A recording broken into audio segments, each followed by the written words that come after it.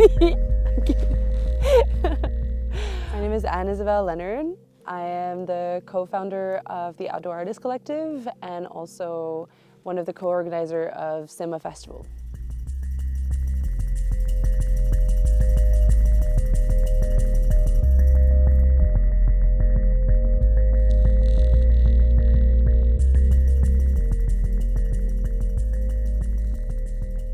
We spent a whole day just brainstorming how we can mix and match words together and try to find a new name, a new word, like an invented word.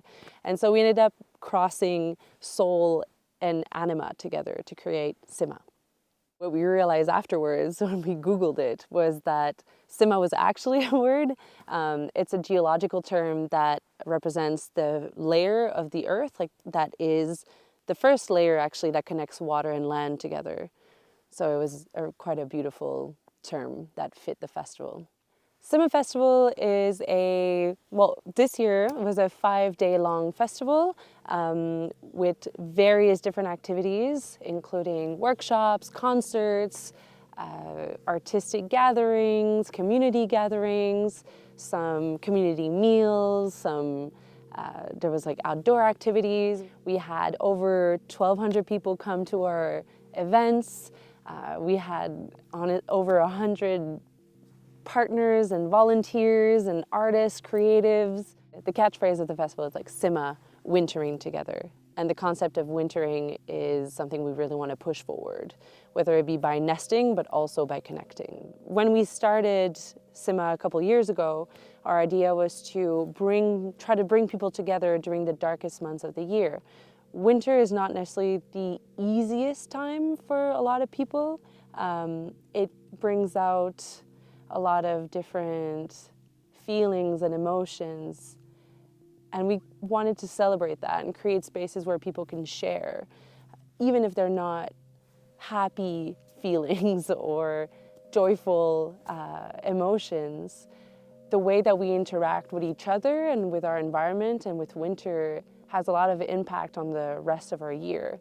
And so we wanted to create this space where people can connect and bring out different ideas and use winter as a moment where they can reflect, basically.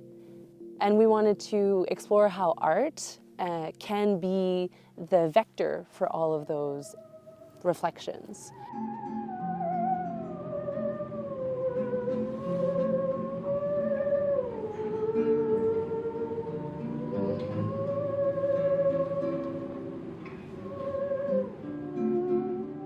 Another important aspect about Sima is that we really wanted to have the community feel empowered.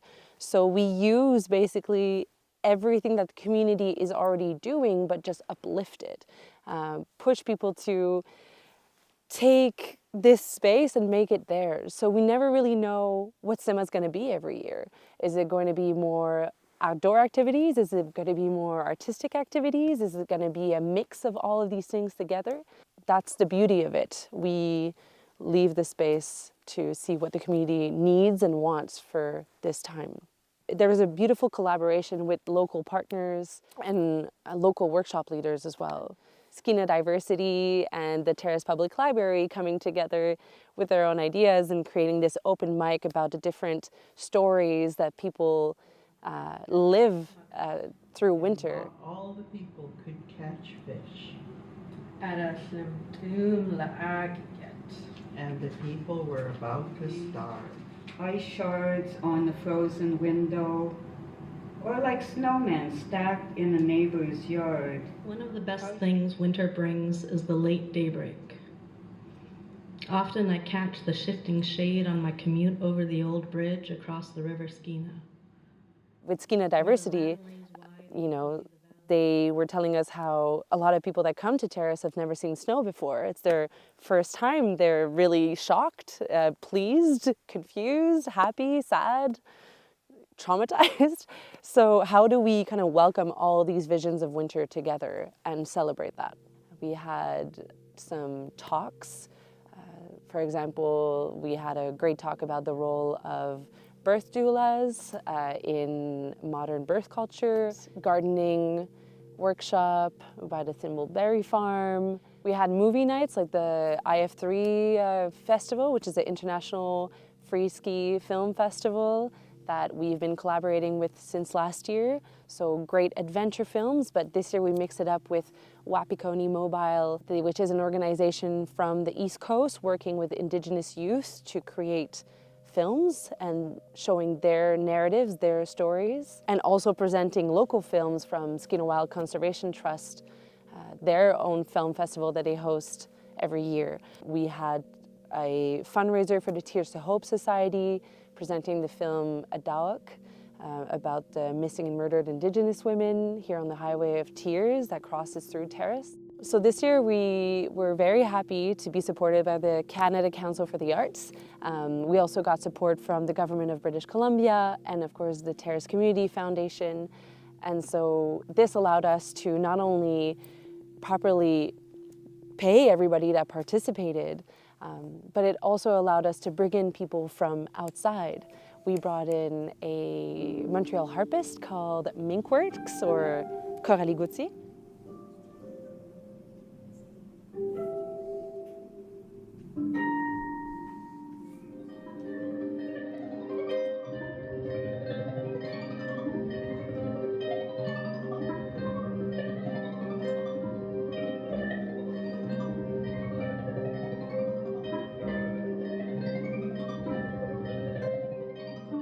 And we also brought in Luke Wallace, a singer-songwriter from Vancouver. Looks connected to me, never once does it end, not even around Peru. It keeps us all together like a me, like you. I can feel it in the air, I can feel it in my feet, feel it in the I'm Luke Wallace.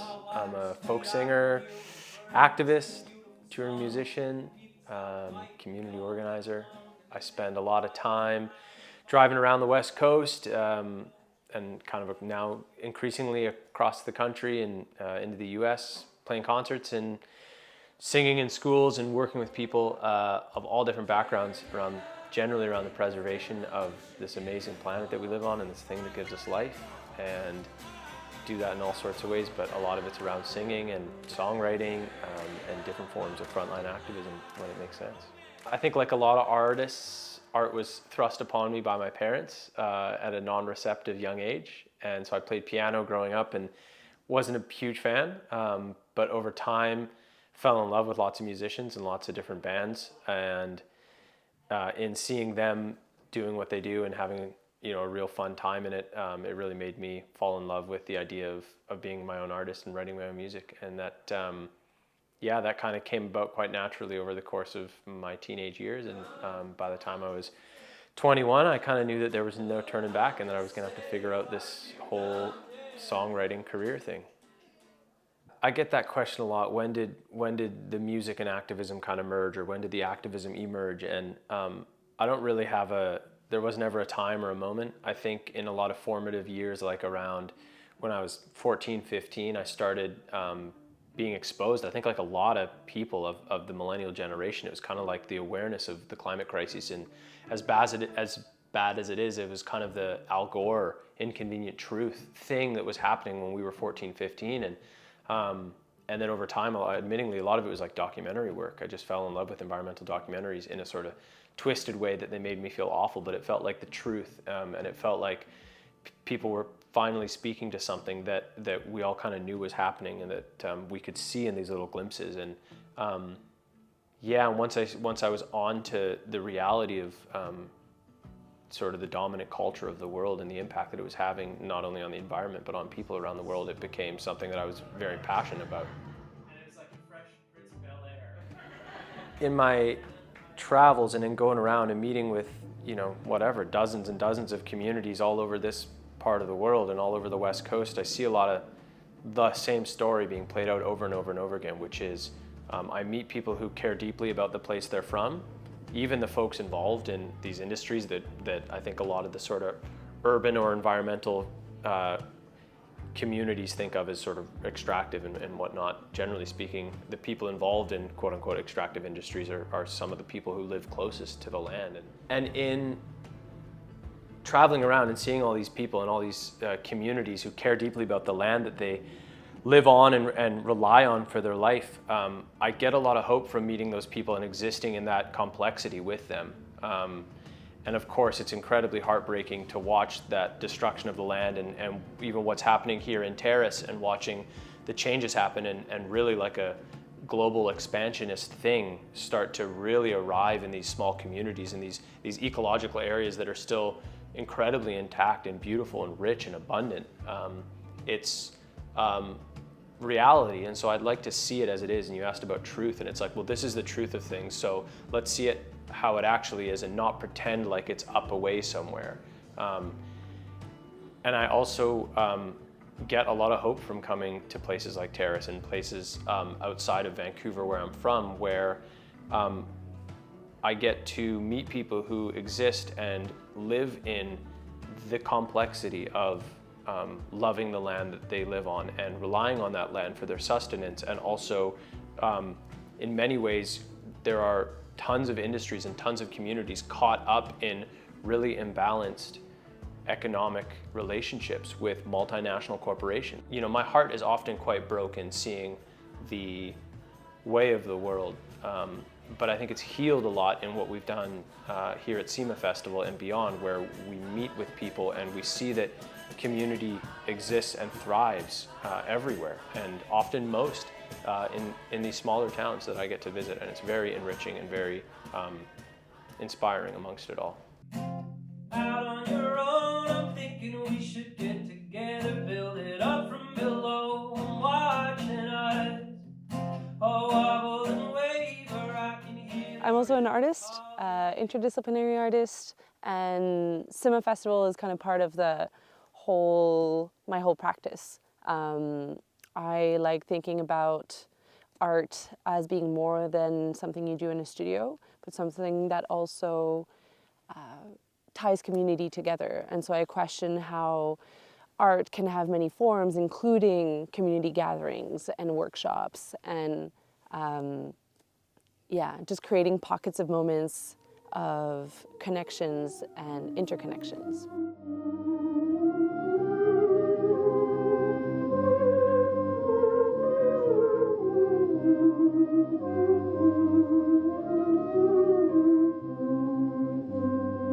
There is a power in art. It's like a middle ground that a lot of different communities that don't necessarily have ways or means or reasons to talk to each other. That's maybe a way we think for people to kind of connect in a different way and have these conversations that sometimes are hard to have, but art kind of makes it easier, more accessible, gives a reason for people to connect together in a way that sometimes it's hard, to cross paths and just start these conversations, especially if the point of views are not necessarily aligned. Yeah, we find ourselves caught up in a really rigid social agreement with the planet and with the economic system that we live within. And we're talking about trillions of dollars seeking to just maintain a system that's slowly eroding the foundations of life and accelerating in that erosion. And every so often I get glimpses into the world of the right piece of art that either creates a mockery of it. That's some of my favorite art now. They're like the gestures of the world. And I think songs have just an amazing capacity to get way up above all of this seeded division from the political system and from the media and just from corporations themselves seeking to keep us angry at each other and infighting. And then every so often, across many mediums, people will just create art that sort of like elevates the entire conversation and creates a mockery of the entire sort of delusion that is these social agreements that we've got ourselves caught up in, left and right, Democrat, Republican, urban, rural. Like, it's all just kind of this like story we've told for so long, and that people are pummeling money into to keep that story going. And I think I'm inspired to make art that tells a new story. And I see that around me everywhere. I see dozens of artists in my immediate community seeking to tell like a way better story about what it means to be a human being on Earth, and what it means to care about the environment, what it means to act from our values and what it means to be part of a community. All of those things need a great retelling right now. The story we have about those things are so lacking, and I'm so excited and inspired to continue deepening my art and thinking about how to write the best song possible to challenge this whole thing. As artists, we see what it means actually to be connected to ourselves, and then how being connected to ourselves resonates in how connected we are with our own community.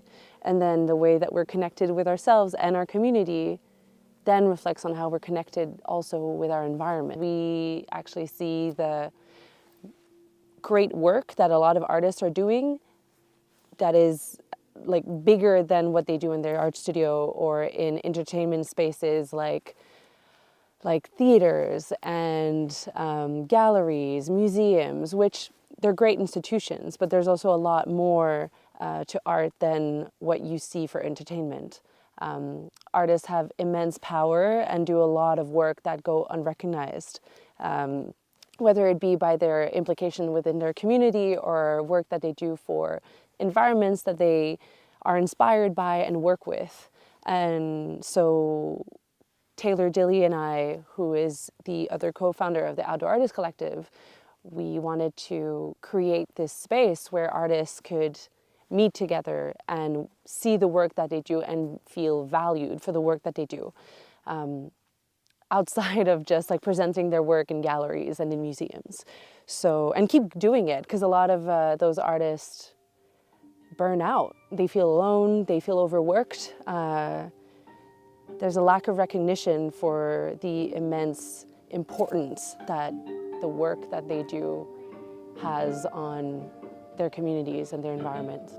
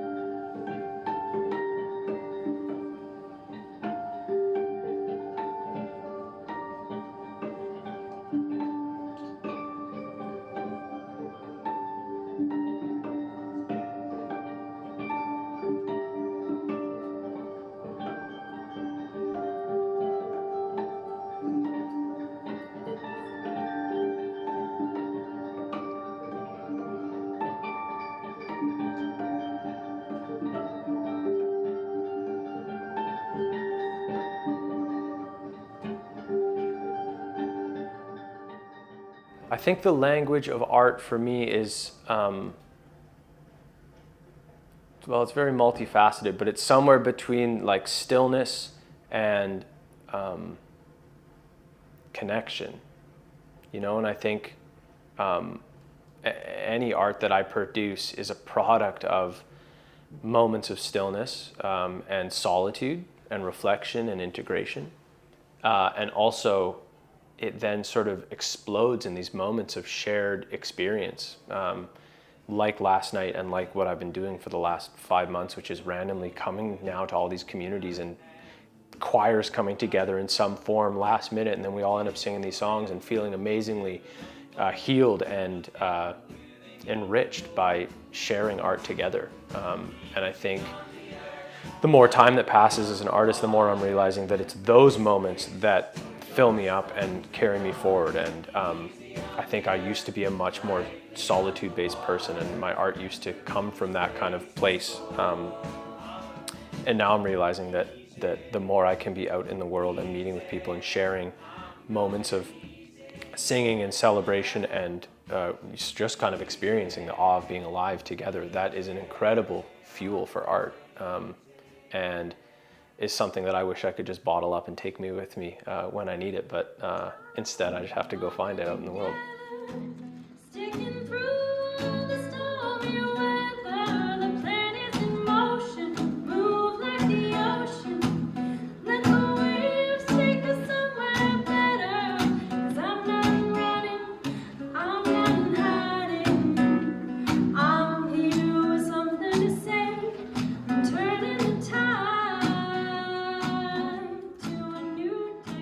I can't imagine having a life without a creative outlet.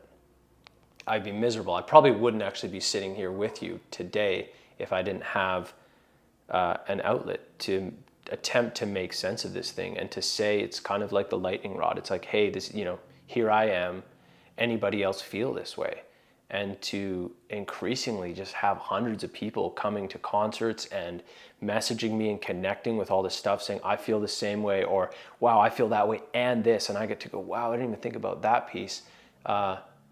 It's like the connective tissue of my life. And I think it's the case for so many artists. And I just feel so blessed to have stumbled into this life, and incredibly rageful that we don't get more time and that it isn't available to everybody in our society to just make art and be blissful, because we could have that just as much as we can have whatever we have now. Singing along is like turning a tide. Turning the tide, coming together, sticking through all the stormy weather. Planets in motion, move like the ocean. Let the waves take us somewhere better. I'm done running, oh, I'm done hiding. Yeah, I'm here with something to say. I feel like we actually achieved a lot of things this year where there's a lot of excitement about next year for Sima. And so I guess we're gonna have to do it. So we're thinking about Sima Festival next year on different ways. And one of the main things that are gonna change, I think, next year is that we're gonna actually take more time. So instead of being over 5 days, we're thinking of doing it over 2 weeks. And that was feedback that we got from various partners in town to kind of slow everything down, you know? I mean, there's so many ideas that come to mind, you know? And the main thing is to bring the community to tell us also what they want. So we're still very excited to know what's going to be happening. It's a whole adventure, right? Maybe a bit more poetry, maybe a bit more music, maybe a bit more outdoor activities. Community gatherings and spaces like Sima spark creativity and joy and moments of connection.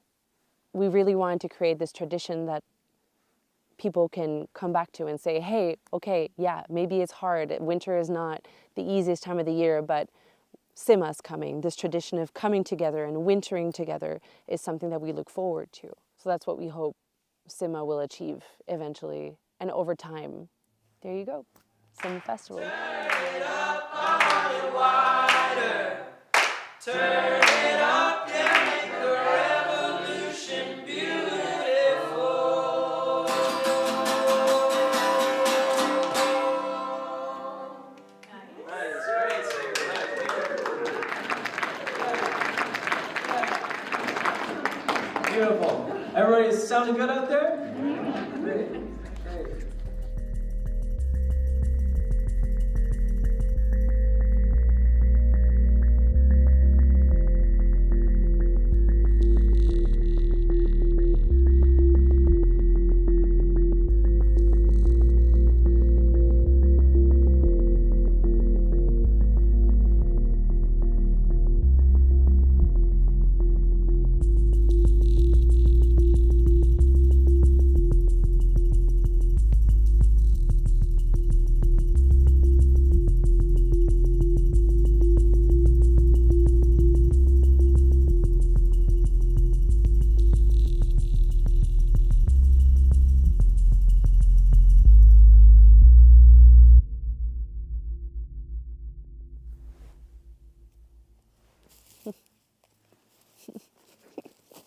And this is Kai.